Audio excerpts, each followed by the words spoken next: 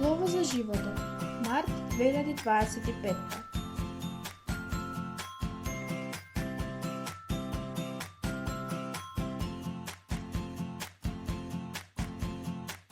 Да си помагаме едни на други да започнеме. Многу луѓе го следат Исус. Убаво е да го слушаш, но понекогаш кажува работи што не се лесни за разбирање.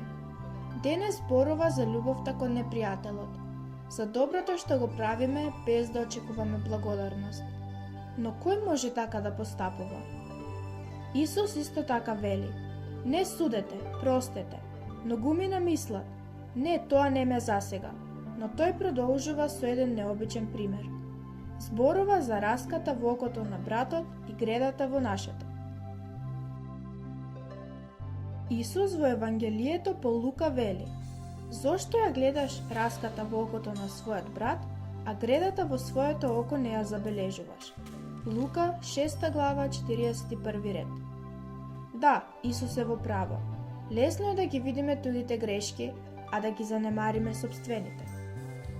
Да си помогнеме едни на други, да не судиме, да почнеме секогаш одново, а оние што грешат да ги прифатиме со љубов, како што тоа го прави една мајка.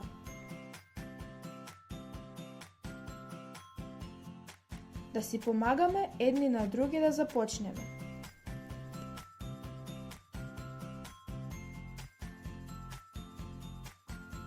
Пиер од Конго ни раскажува: имам еден пријател со кого играм фудбал.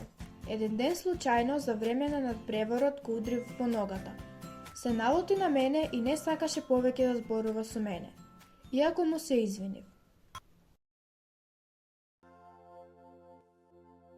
Бев тажен и малку луд, затоа што не го прифати моето извинување. Сепак ми текна дека можам да го сакам непријателот.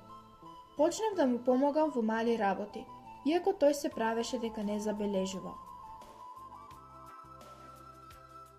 Еден ден некој тропна на вратата. Тоа беше тој, мојот пријател, кој дојде да ме замоли повторно да си играме заедно. Каква радост! Од тогаш повторно сме како браќа. Поздрав и да не заборавиме да правиме дела на љубов.